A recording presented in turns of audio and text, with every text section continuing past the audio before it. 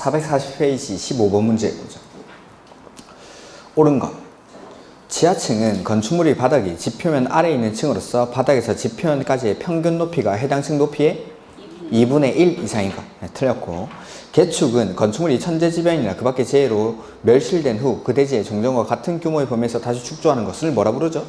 재축. 그 다음에 기존 주택을 전부 철거한 후 기존보다 규모를 더 크게 하여 축조하는 것은 신축. 그래서 기존 건축물 전부 또는 일부를 철거하거나 멸실하고 나서 기존 규모 안에서 지을 때는 개축이나 재축이 되는데 더 크게 지을 때 전부를 철거하고 나서 더 크게 지으면 신축, 일부를 철거하고 더 크게 지으면 증축에 해당하죠. 그 다음에 리을. 연면적은 하나의 건축물의 각 층 바닥 면적의 합계를 말하죠. 용적률 산정할 때 층수가 50층 이상인 건축물에 설치하는 피난 안전구역은 연면적에 산입하지 아니한다. 그렇죠? 그래서 이 피난 안전구역은 초고층 건축물이나 초고층 건축물이나 고층 건축물에 설치하는 겁니다. 이렇게 준초고층 건축물이나 고층 건축물에. 그래서 초고층 건축물에서는 30개 층마다 한 개소씩 설치를 하고 준초고층 건축물에서는 건축물 높이의 층수의 2분의 1 이상에서 아래 위로 5개층 사이에 한 개씩 설치하는 게 피난 안전구역입니다. 그래서 연면적 산정할 때 용적률에서 제외하는 게 4가지. 지하층, 부설주차장, 피난공간, 대피공간 이 4가지는 제외하죠. 이렇게. 그래서 옳은 것은 디귿, 니읒. 그 다음에 바닥면적 산정, 틀린 것. 벽, 기둥, 구획이 없는 건축물은 지붕의 끝부분으로부터 수평거리 얼마? 1m를 후퇴한 선으로 둘러싸인 부분의 수평 투영 면적으로 한다. 그것들 뭐 주유소 같은 것들.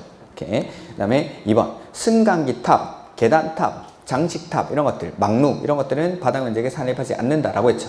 그다음에 필로티 부분은 공동주택의 경우에는 바닥 면적에서 제외하죠. 제외. 그래서 보행에 전용이 되거나 차량을 통해 주차에 전용되는 경우랑 공동주택인 경우에는 필로티 부분을 바닥 면적에서 제외합니다. 4번 공동주택으로서 지상층에 설치한 전기실, 기계실, 어린이 놀이터, 조경시설, 생활폐기물 보관함 이러한 것들은 바닥 면적에 산입하지 아니한다. 그 다음에 건축물의 노대의 바닥은 난간 등의 설치 여부에 관계없이 노대의 면적에서 노대 등이 접한 가장 긴 외벽의 접한 길이에 얼마? 1.5m를 곱한 값을 뺀 면적을 바닥 면적에 산입하죠. 이렇게. 그 다음에 건축물의 건축. 자, 건축법령상 건축 허가를 받으려는 자가 해당 대지의 소유권을 확보하지 않아도 되는 경우와 모두 고른 것. 자, 건축 허가를 신청할 때 원칙은 소유권을 100% 확보하는 게 원칙인데 예외적으로 소유권을 100% 확보하지 않아도 허가를 내주는 경우가 있었죠. 첫 번째, 권원을 확보했을 때. 다만 제외되는 게 뭐였죠? 분양을 목적으로 하는 공동주택은 제외하죠. 해서 기읍.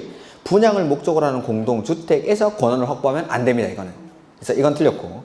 니은. 건축주가 직건법의 집합 건물의 공용 부분을 변경하기 위해서 직건법에 따른 결의가 있었음을 증명할 경우에는 허가받을 수 있죠. 그 다음에 건축하려는 대지에 포함된 국공유지에 대해서 허가권자가 해당 토지관리청이 해당 토지를 건축주에게 매각할 것을 확인한 경우에는 허가를 받을 수가 있죠. 그래서 니은 디귿.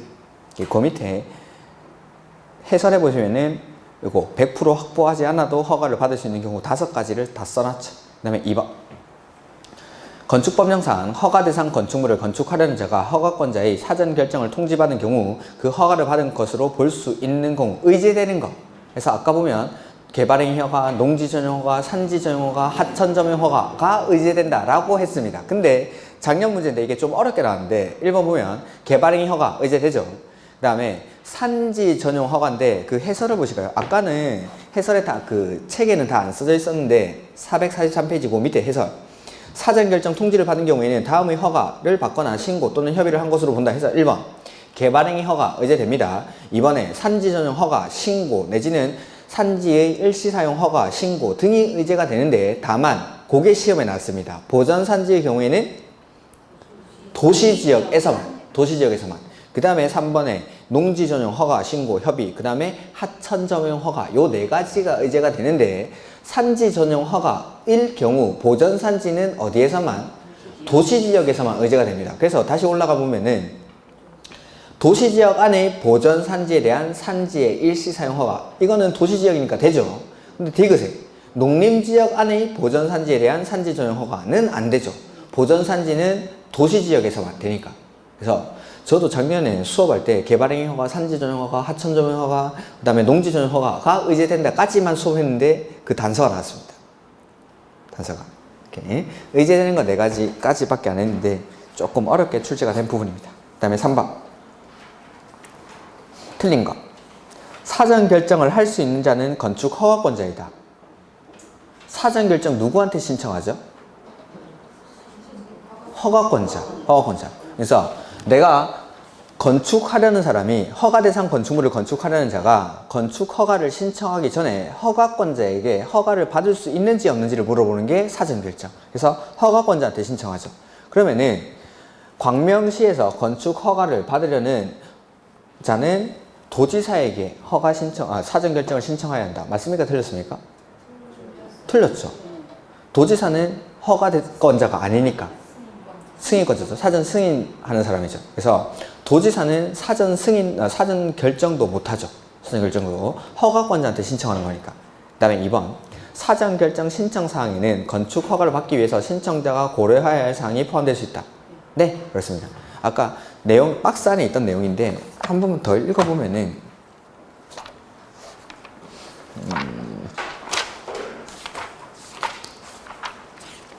여기 304페이지 요약서에 304페이지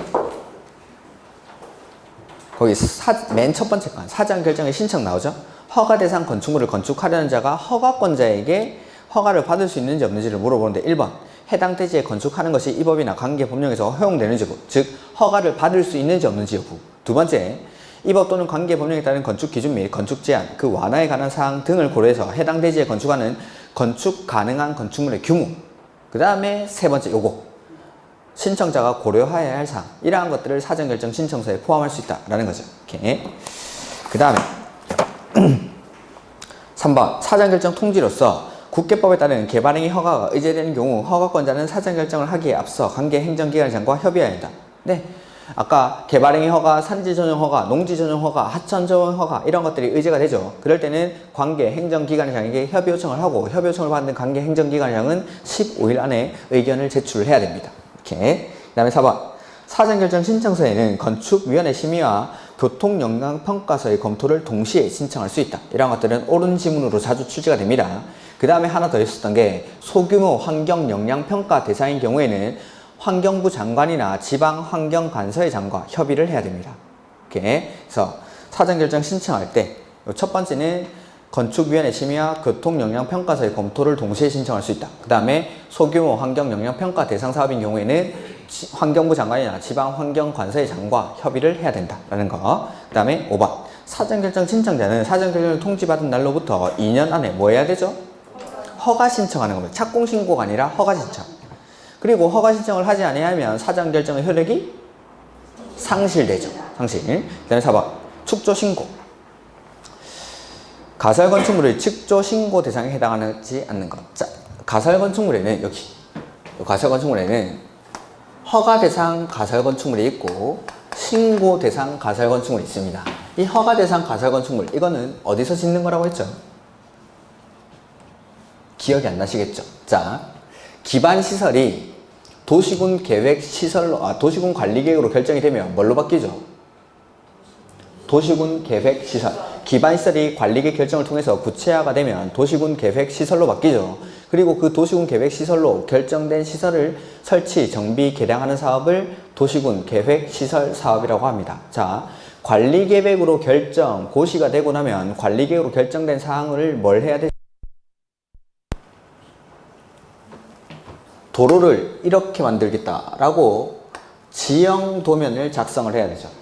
지형도면. 관리계획, 결정, 고시를 하고 나면 지형도면을 작성하고 지형도면을 승인을 받고 지형도면을 고시하면 이 지형도면을 고시한 날에 관리계획 결정 효력이 발생하죠. 그러니까 관리계획으로 결정된 사항을 지형도면으로 작성을 해야 되는 겁니다. 지형도면으로. 그래서 이 지형도면 위에 표시를 하면 이게 구체화가 되는 건데 이러한 관리계획 결정 고시가 된 날로부터 2년 내에 사업에 착수가 없는 경우 중에서 첫 번째 단계별 집행계획이 아예 수립이 안 돼 있습니다.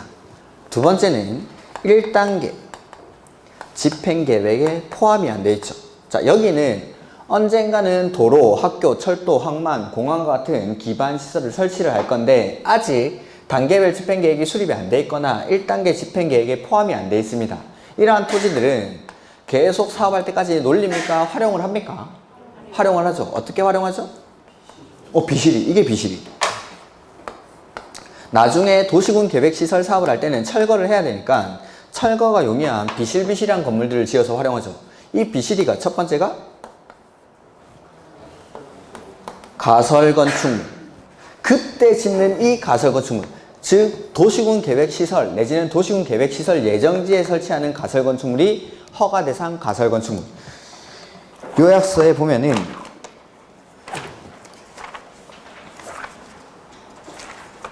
가설건축물을 아예 빼놓은 것 같던데, 원래는 310페이지 그 뒤쪽에 나와야 되는 건데 317페이지 317페이지 요약서 317페이지.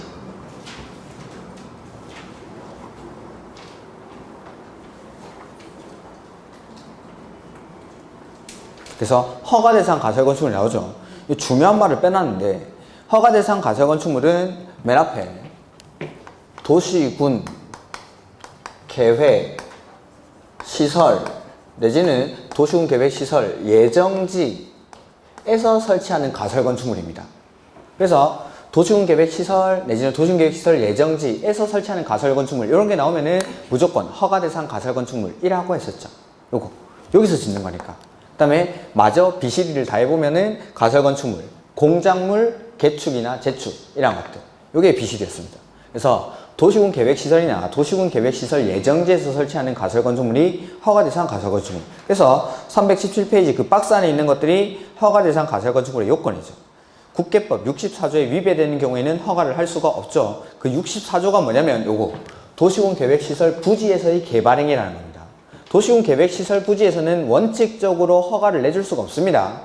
근데 이러한 경우 단계별 집행계획이 수립이 안 돼 있거나 1단계 집행계획에 포함이 안 돼 있을 때, 이럴 때만 토지를 활용하는데 비실이, 이러한 규정에 위배될 때는 허가를 내줄 수 없다라는 거. 그게 64조입니다. 그 다음에 두 번째, 4층 이상일 때는 허가 내줄 수 없죠. 그러니까 3층 이하여야 되고, 비실이니까 철근 콘크리트조 내지는 철골, 철근 콘크리트조로 하면 됩니까? 안 됩니까? 안 되죠. 존치기간은 3년 이내. 그 다음에 새로운 간성 공급 설비의 설치를 요하면 아니면 안 되고, 분양을 목적으로 하는 건축물이 아닐 것. 이게 허가대상 가설건축물의 요건이었죠. 그 다음에 318페이지 축조 신고대상 가설건축물이 나오죠. 이 신고대상 가설건축물은 존치기간이 이것도 3년입니다. 그 제목 옆에 있죠. 3년. 그러니까 허가대상도 3년, 신고대상도 존치기간은 3년. 이렇게. 그리고 신고대상 가설건축물은 제가 종류들을 조금 기억하라고. 종류들. 그래서 대표적인 게 모델하우스, 그 다음에 가설 흥행장, 가설 전람회장이라고 해가지고 지역 축제 같은 거 할 때 무대, 그 다음에 가설 점포, 그 버스 정류장 옆에 껌 팔고 복권 팔고 하는데 이런데, 그 다음에 그 야외 흡연실 같은 것들, 이러한 것들이 대표적인 그 신고대상 가설건축물입니다. 그래서 지금 문제 보면은 신고대상 가설건축물에 해당하는 거, 그걸 물어보는 겁니다. 그래서 신고대상 가설건축물은 기본서에 보면은 종류가 여러 가지 쭉 나올 겁니다. 그 종류의 그 신고대상 가설건축물의 종류만 좀 보시면 됩니다. 그리고 이 가설건축물들은 존치기간은 둘 다 3년이었죠? 근데 우리 집 앞에 있는 버스 정류장 옆에 껌 파는 데는 지금 10년도 넘었죠. 이 존치기간은 연장이 가능하죠.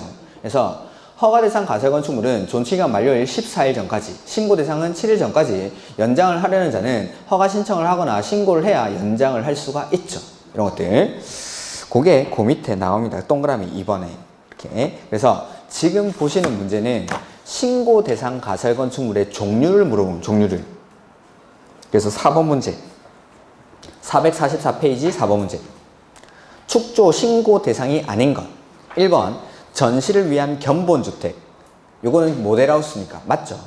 그 다음에 도시지역 중 주거지역에 설치하는 농업용 비닐하우스로서 연면적 100제곱미터예요. 그 숫자들은 그냥 보지 마십시오. 농림수산물 생산에 이용되는 간이공작물 이런 것들은 신고대상 건축물입니다. 그 다음에 가설건축물. 그 다음에 3번 조립식 구조로 된 주거용으로 쓰는 가설건축물로서 연면적이 20제곱미터 이하인 것이 아니고 요거는 경비용으로 써야 된다. 제가 기본서 할 때 한번 말씀은 드렸습니다. 살짝 언급만 하고 넘어갔는데 이렇게 시험에 나온 적이 있다라고. 그 해설을 보실까요? 조립식 구조로 된 주거용이 아니라 경비용으로서 연면적 10제곱미터 미만인 것, 이러한 것들은 신고 대상입니다. 주거용은 안 됩니다. 경비용만, 그리고 면적도 10제곱미터 미만인 것, 이러한 것들이 신고 대상 가설건축물. 그 다음에 4번 야외 흡연실. 야외 흡연실 면적들은 그냥 보지 마십시오. 이거. 그 다음에 공장의 옥상에 축조하는 컨테이너로 된 가설건축물로서 임시사무소 이런 것들, 현장 사무소라든지 공사 현장 사무소나 임시 사무소 이런 것들은 신고 대상 가설 건축물에 해당합니다. 이렇게. 그래서 가끔씩 신고 대상 가설 건축물의 종류를 물어보는 경우가 있습니다. 근데 허가 대상 가설 건축물은 이런 요건들, 아까 봤던 요건들, 그다음에 뭐 3층 이하여야 되고 철근, 철골, 콘크리트조가 아니어야 되고 존수기간은 3년 이내로 하고 분양 목적이 아니어야 되고 새로운 간성 공급 설비의 설치를 요하지 아니한다, 뭐 이런 것들, 요건들이 시험에 출제가 되고 신고 대상 가설 건축물은 종류들이 시험에 가끔씩 출제가 됩니다. 지금 4번처럼. 그 다음에 445페이지 5번 문제. 건축법령상 허가 제한에 관한 설명으로 틀린 거. 자, 허가 제한 다시 한번 해보면 허가권자는 허가를 제한할 수 없다라고 했죠. 그래서 건축 허가를 제한하는 사람은 국장이 제한하거나 시, 도지사가 제한을 합니다. 국장이 제한할 때는 사유는 첫 번째, 국토 관리를 위해서 특히 필요하다고 인정하거나 주무부 장관이 요청을 할 때. 그렇죠. 그 다음에 시도지사는 지역 계획이나 도시, 군 계획상 특히 필요하다고 인정할 때. N은 건축 허가나 허가받은 건축물의 착공을 제한할 수 있습니다. 제한하는 기간은 2년, 연장은 한 차례만 1년의 범위 안에서. 그 다음에 시도지사가 시장, 군수, 구청장의 허가를 제한하는 경우에는 즉시 국장에게 보고를 해주죠. 그리고 이 보고를 받은 국장이 제한 내용이 지나치다고 인정하는 경우에는 해제를 명할 수 있다. 요게 건축 허가 제한. 자, 보죠. 1번 국방부 장관이 국방을 위해서 특히 필요하다고 인정해서 요청했죠. 주무부 장관이 요청하죠. 그러면 국장은 허가권자의 허가를 제한할 수 있다. 맞죠? 2번 교육감이 교육환경 개선을 위해서 특히 필요하다고 인정하면 착공을 제한할 수 있다. 주무부 장관이 요청을 하고 교육감이 요청을 하는 게 아니라 주무부 장관이, 즉 교육부 장관은 요청할 수 있는데 교육감은 주무부 장관이 아니죠. 그래서 틀린 겁니다. 그래서 주무부 장관이 요청할 때. 3번 특별시장은 지역계획에 특히 필요하다고 인정하면 관할 구청장의 허가를 제한할 수 있다. 여기 시도지사는 지역계획이나 도시군 계획상 특히 필요하면 허가를 제한할 수 있죠. 자, 허가를 제한하거나 허가받은 건축물의 착공을 제한할 수 있습니다. 허가만 제한하는 게 아니라. 그래서 1번에 그 1번 지문에는 허가를 제한할 수 있다. 2번에는 허가받은 건축물의 착공을 제한할 수 있다. 둘 다 할 수 있는 겁니다. 그 다음에 4번 건축물의 착공을 제한하는 경우 제한기간은 2년 이내로 하되 연장은 한 차례만 1년 이내의 범위 내에서 연장할 수 있다. 5번 도지사가 시장, 군수, 구청장의 허가를 제한하는 경우에는 즉시 국장에게 보고를 하고 국장은 제한 내용이 지나치다고 인정하면 해제를 명할 수 있다. 이렇게. 그 다음에 용도 변경이죠. 용도 변경. 용도 변경에 관한 문제. 이 전형적인 문제죠. 허가사항인지 신고사항인지 이런 것들 물어보는 게 가장 전형적인 문제. 해서 용도 변경에 관한 문제가 나왔을 때는 일단 9글자 써놓고 해야 됩니다. 자, 산, 전, 문, 영, 교, 근, 주, 기. 다 쓸 수는 없으니까 일단 요것만 써놓고. 자, 보죠. 판매시설은 어디 있죠? 판매시설? 다 판, 운수. 이거 판. 그 다음에 창고시설은 운수, 공장, 창고에 갔더니만 이렇게 올라가죠? 그러면 허가. 그 다음에 숙박시설 어디 있죠? 다 판, 운수, 숙. 다 판, 운수. 그 다음에 위락시설은 문, 종, 위, 관. 위 올라가죠? 역시 허가. 그 다음에 장례식장, 장례시설이라고 그냥 바꾸는 게 낫겠죠? 장례식장은 장례시설은 여기 운수, 공장, 창고에 갔더니만 차원순환 관련 시설이 있는데 이게 밟으면 위험한데 밟아서 묘지에 가서 장례를 치렀다. 장례시설. 그 다음에 종교시설은 문, 종, 위, 관, 종. 내려오죠? 신고. 그 다음에 의료시설은 의, 교, 노, 수, 야, 의대, 교수, 노교수야 여기 교육연구시, 교육복지. 그 다음에 교육연구시설은 의, 교 이렇게 옆으로 가죠. 이럴 때는 대장의 기재사항 변경 신청. 그 다음에 일종근생은 근린, 일종, 이종, 근린. 그 다음에 업무시설은 당공, 업고, 주거에서 업무하니까 당공을 업고 여기 일종에서 업무로 내려가죠. 신고. 이렇게. 그래서 이 표를 다 쓸 수는 없지만 두 문자 외워놓고 자산 전문 연교기를 써놓고 손으로 찍어가면서 풀십시오. 손으로.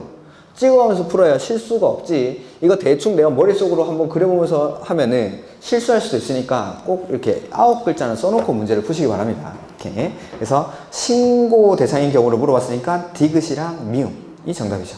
이렇게. 그 다음에 7번. 이게 29회 꽤 어려운 문제입니다. 꽤 어려운 문제. 보면은 건축주인 갑은 4층의 건축물을 병원으로 사용하던 중 이를 서점으로 용도 변경하고자 한다. 건축법령상 이에 관한 설명을 옳은 것. 자, 문제만 한번 보죠. 병원, 이건 뭐였죠? 병원? 그렇죠. 의원, 일종근생. 근데 병원은 의료시설이죠. 의료시설. 근데 이걸 서점으로 바꾸면 서점으로. 서점은 이건 뭘까요? 서점. 일종근생이나 이종근생. 그 해설이 이종근생으로 되어 있습니까? 아닙니다. 서점은 규모가 작은 거는 일종근생, 근데 규모가 커지면 이종근생. 어쨌든 일종근생 아니면 이종근생. 서점이 일종근생이 되는 경우도 있습니다. 무조건 이종근생은 아닙니다. 이거. 자, 서점은 어쨌든 일종근생 아니면 이종근생. 규모 1000제곱미터 미만짜리들은 일종근생인데, 자, 이게 또 거기 제 건물의 종류는 안 나와 있는데 일용품이나 뭐 서점, 빵, 책, 일용품, 서점 같은 걸 파는 거는 원래는 일종근생, 1000제곱미터 미만짜리들은. 근데 일용품이나 빵, 뭐 커피 이런 거 파는 게 1000제곱미터를 넘어가면은 원래는 판매시설로 바뀝니다. 근데 서점은 규모가 커지면 이게 이종근생입니다. 일반적인 일용품을 파는 것들은 규모가 커지면 판매시설이 되는데 서점은 규모가 커지면 이게 이종근생입니다. 이종근생. 이거 무조건 이종근생은 아닙니다. 일종근생도 있습니다. 해서 어쨌든 교육연구시설, 의료시설의 의, 교, 노, 수, 야, 의죠? 여기서 일종근생, 이종근생으로 바뀝니다. 그러면은 이거는 허가대상입니까? 신고대상입니까? 그거 가지고 정답 찾으면 2번. 다른 거 보면 이거 엄청 어려운 문제입니다. 다른 거. 그러니까 병원이 의료시설이라는 걸 알고 서점이 일종근생이랑 이종근생이라는 걸 알아야 문제를 풀 수 있는데 병원은 의료시설이라는 건 알겠는데 서점이 1, 2종근생이라는 걸 알기가 조금 어려운 문제였죠. 그러다 보니까는 이게 조금 어려운 문제인데 서점이 1, 2종근생이라는 걸만 알면 정답은 찾기 쉬웠습니다. 근데 나머지 내용을 읽는 순간 이 문제는 엄청나게 어려운 문제입니다. 볼까요? 1번. 갑이 용도 변경하기 위해서 건축물을 대수선할 경우 그 설계는 건축사가 아니어도 할 수 있다. 아닙니다. 건축서 설계 대상인데 해설을 보실까요? 건축법령상 건축 허가를 받아야 하거나 건축 신고를 해야 하는 건축물 또는 리모델링 하는 건축물은 원칙적으로 건축사가 아니면 설계를 할 수가 없습니다. 다만 다음의 건축물은 건축사가 아니라도 설계를 할 수 있는데 첫 번째 85제곱미터 미만의 증개, 재축 이거는 건축사가 아니라도 할 수 있습니다. 그 다음에 2미, 3미에 해당하는 대수선은 건축사가 아니라도 설계가 가능합니다. 근데 문제 보시면은 지금 건물의 층수가 몇 층이죠? 4층. 그러니까 200제곱미터 미만 3층 미만의 건축물을 대수선할 때는 건축사가 아니라도 설계하는데 4층인 건물이니까 이건 건축사가 반드시 설계를 해야 됩니다. 이렇게 건축사 설계에 관한 규정이고 3번. 갑은 서점에서 다른 용도를 추가해서 복수 용도로 용도 변경을 신청할 수 있습니다. 건축 허가를 신청할 때나 용도 변경을 할 때 복수 용도를 허용을 합니다. 그러니까 뭐 1번 일종근생, 그 다음에 2번은 이종근생 이런 식으로 복수의 용도를 인정을 해줍니다. 그 다음에 4번 갑의 병원이 준주거지역에 위치하고 있다면 서점으로 용도 변경을 할 수 이거는 국계법에 준주거지역에 허용되는 건축물을 알아야 됩니다. 자, 국계법에서 용도지역별 건축 제한 원칙은 어디서 정하죠? 용도지역이 지정이 되면 행위제한이 세 가지가 따라붙죠. 건축 제한, 건폐율, 용적률. 그때 이 건축 제한은 원칙 어디서 했습니까? 대통령령. 근데 대통령령으로 안 하는 것들이 있었죠. 농공단지는 산업 입지 및 개발에 관한 법률에서 농림지역 중 농업진흥지역, 보전산지, 초지는 각각 농지법, 산지관리법, 초지법에서 자연환경 보전지역 중 모르시는 것 같네.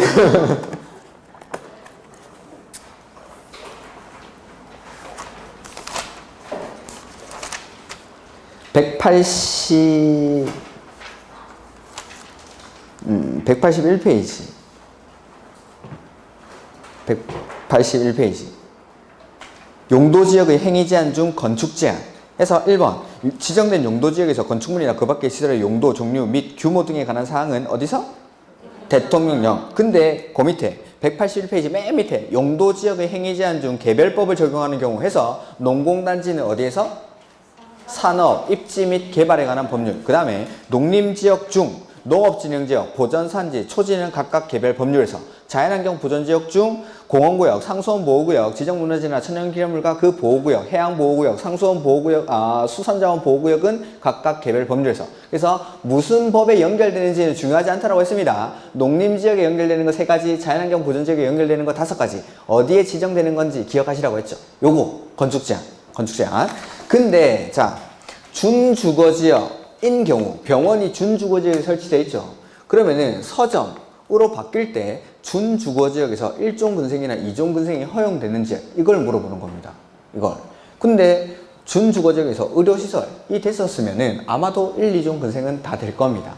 이런 것들. 준주거지역에서는 건축할 수 없는 건축물을 규정한다라고 했죠. 그래서 대통령령의 내용이 이거였죠. 이런 표가 21개 있다고 했습니다. 1번 제1종 전용 주거지역에서 지을 수 있는 건축물 해서 여기 지을 수 있는 건물 해서 요거 돼?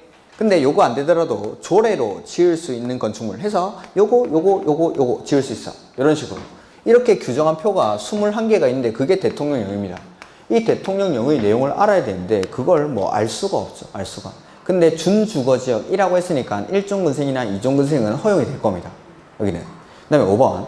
갑은 서점으로 용도 변경을 할 경우 피난 용도로 쓸 수 있는 광장을 옥상에 설치해야 한다. 이건 옥상 광장 설치에 관한 기준에 관한 문제인데 이건 알 수가 없죠. 저는 설명을 하지 않습니다. 이건 아예. 그러니까 처음부터 의료시설을 서점으로 바꿀 때 이게 신고 대상이라는 걸 알아야지 문제를 풀 수 있는데 나머지 걸 읽으면은 이거는 문제 난이도는 엄청나게 올라가는 겁니다. 근데 정답 자체는 쉬운 거였습니다. 정답 자체는. 허가 대상인지 신고 대상인지 그걸 단순하게 물어보는 문제인데 나머지 지문들은 조금 건축법에서 상당히 지역적인 부분에서 문제를 출제했고 국계법 문제도 나오고 이랬던 겁니다. 이게. 이렇게. 그래서 그래서 아까 봤던 우리 그 나눠드렸던 자료에 있는 건물의 종류도 최대한 많이 알고 있는 게 문제를 풀 때, 용도 변경 문제를 풀 때는 도움이 많이 됩니다. 이런 것들이. 그러니까 용도 변경이 이제 제일 쉽게 나오면은 이 시설 구물은 자산 전문 연구 건축이 이거 주면서 허가 대상인지 신고 대상인지. 그 다음에 전형적인 문제는 아까 우리 풀었던 거, 박스 안에 있던 거 이거 용도 29개 용도를 줍니다. 29개 용도를. 무슨 시설에서 무슨 시설로 바뀔 때, 무슨 시설에서 무슨 시설로 바뀔 때, 요거는 풀만한 거. 근데 요 넘어가지고 지금 이것처럼 병원을 서점으로 바꾼다. 건물의 종류를 내는 겁니다. 건물의 종류를 내면은 이 건물의 종류가 이 29가지의 용도군 중에 어디에 해당하는지를 일단 알아야겠죠? 그러다 보니까 이 이런 거, 건물의 종류가 나오면은 용도 변경이라도 문제가 상당히 어려워집니다. 예. 근데 작년 같은, 29회 문제 같은 경우에는 건물의 종류를 낸 겁니다. 건물의 종류를. 자, 그 다음에 건축법상 8번 문제. 허가, 신고에 관한 설명을 틀린 거. 신고 대상 건축물인데, 자, 신고 대상 건축물은 우리가 외웠었는데 기억은 또 안 나실 것 같죠? 제가 나눠드린 자료에 보면은 신고 대상 건축물이 정리가 되어 있는데 몇 페이지인지 혹시나 찾으신 분 계십니까? 허가에서 약간 뒤쪽에 가면 돼. 건축 허가에서 몇 페이지 뒤로 가면 있습니다.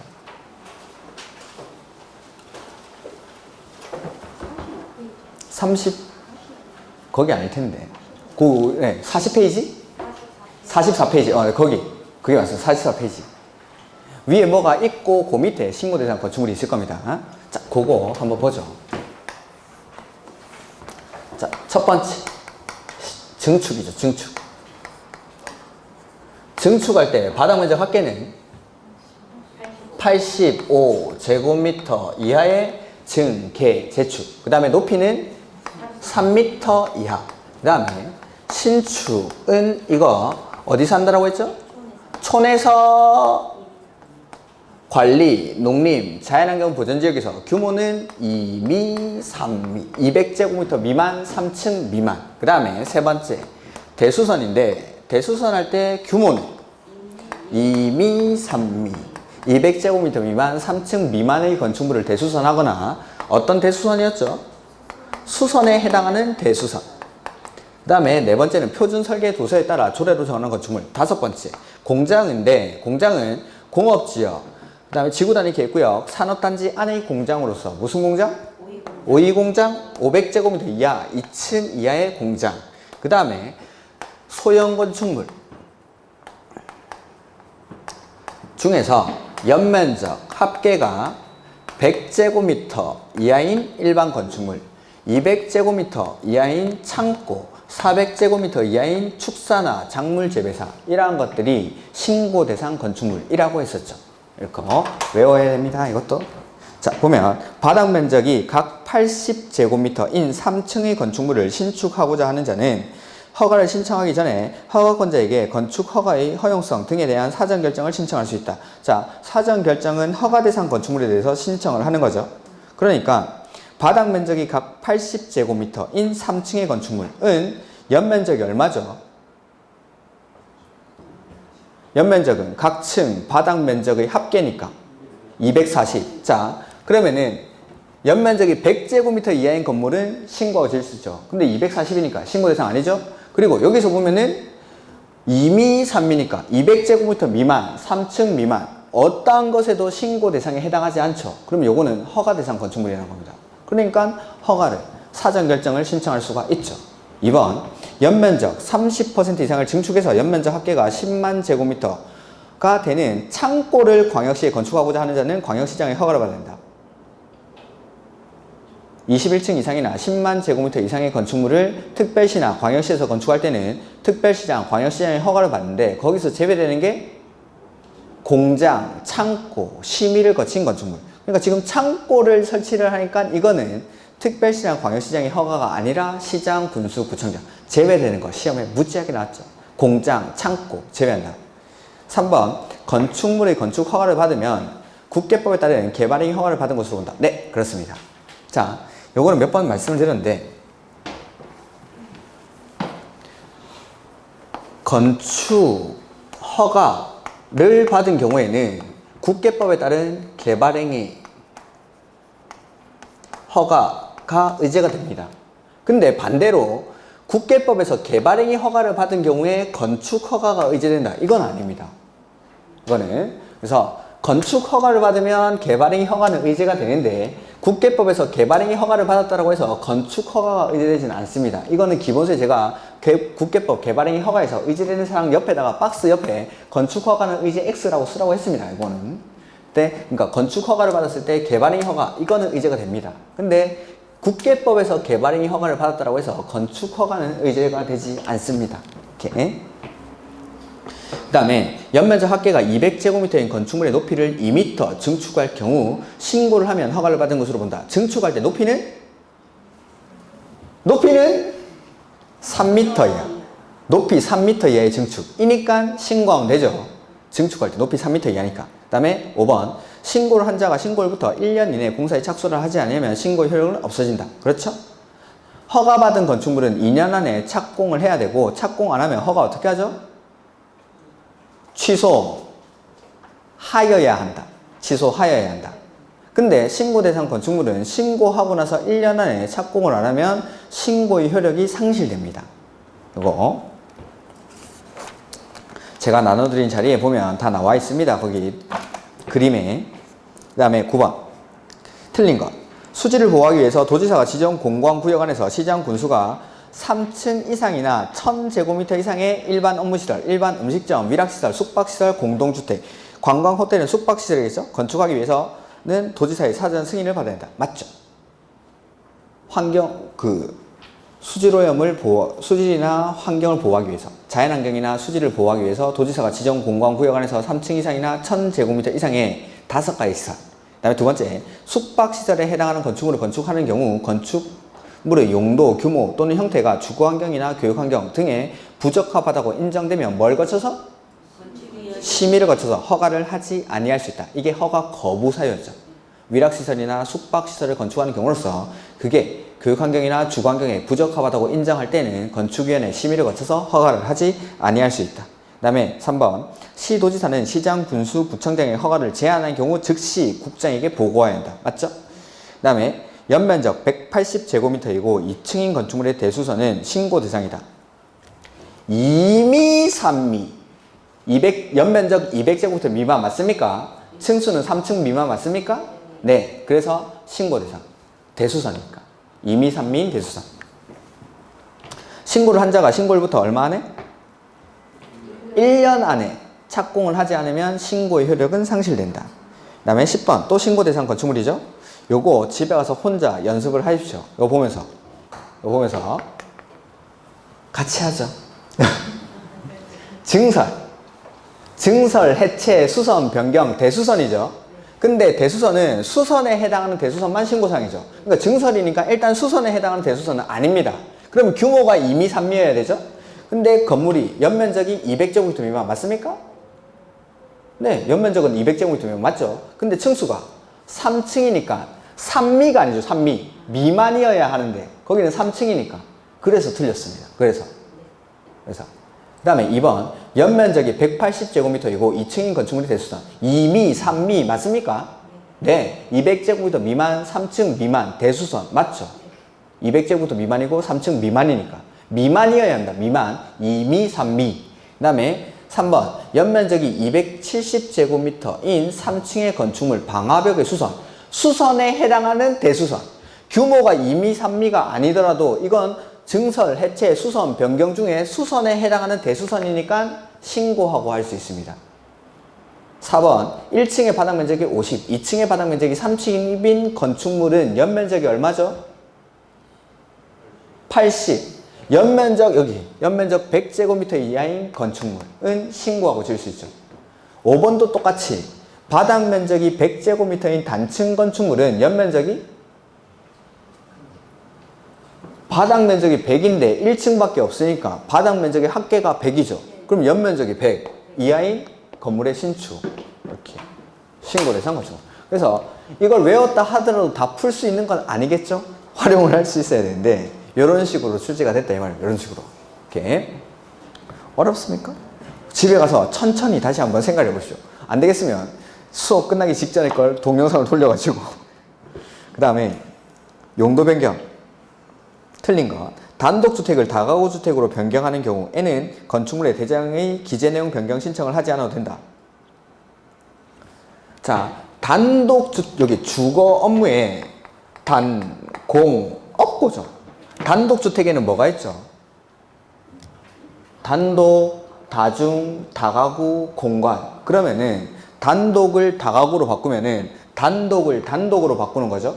그러면 기재사항의 변경 신청이 필요가 없죠. 단독을 단독으로 바꾸는 거니까.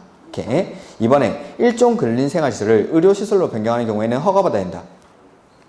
일종 근생을 의료시설로. 의교노수야 올라가죠. 허가. 그 다음에 3번 숙박시설을 수련시설로. 다판, 운, 숙, 의교노수야 내려오죠. 신고. 교육연구시설을 판매시설로. 의교노수야 여기서 판매시설. 다판, 운, 숙 올라가죠. 허가. 그 다음에 공장을 자동차 관련 시설. 운수, 공장, 자동차 관련 시설 올라가죠. 허가. 쉬운 문제죠. 그 다음에 허가 제한 틀린 것. 국장은 국토관리를 위해서 특히 필요하다고 인정하는 경우에는 허가받은 건축물의 착공을 제한할 수 있다. 맞죠? 2번 국장은 주무부 장관의 요청이 하는 경우에는 허가를 제한할 수 있다. 맞죠? 허가를 제한하는 경우 기간은 2년 동안 제한하고 1회에 한해서 얼마 동안? 연장은 1년만. 2년 연장한다고 해서 틀렸죠. 4번. 특별시장, 광역시장, 도지사는 지역계획이나 도시군 계획상 특히 필요하다고 인정하는 경우에는 시장, 군수, 구청장의 허가를 제한할 수 있다. 맞죠?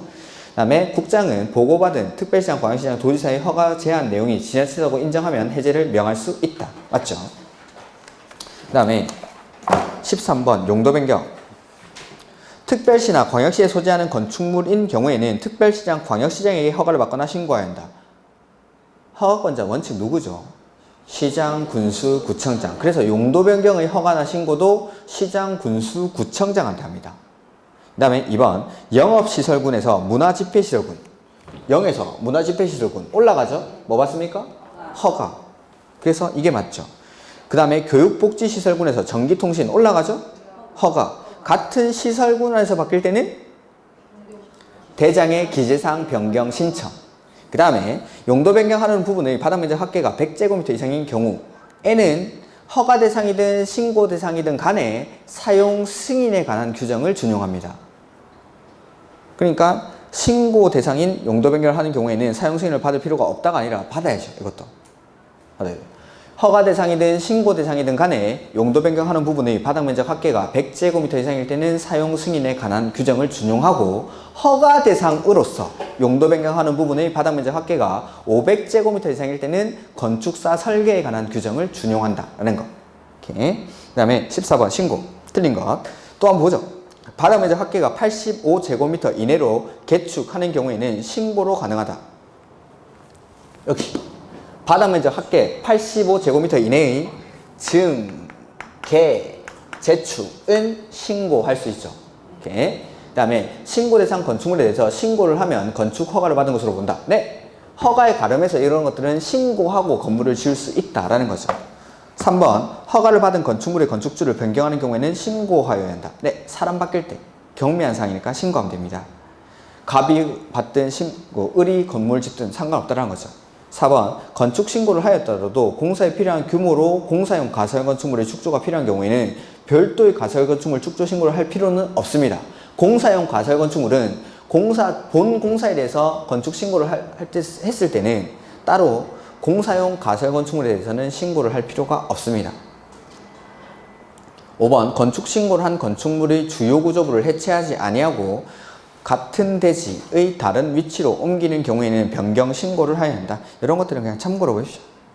신고한 건물을 바꾸고 나서 건축 후에도 신고 대상일 때는 신고를 합니다. 변경 신고 대상 행위인데 이런 것들은 아직은 안 했으니까. 이게 15번 작년 문제죠. 아까 안전관리 예치금입니다. 연면적은 1000제곱미터 이상. 공사비 얼마? 1%. 1000제곱미터 1%. 요게 정답입니다. 요게. 자, 오늘은 여기까지 하도록 하겠습니다. 다음 주에 대지, 도로 이런 것들부터 주택법 앞쪽까지 수업을 하도록 하겠습니다. 자, 오늘 수고 많으셨고 다음 주에 뵙겠습니다. 수고하셨습니다.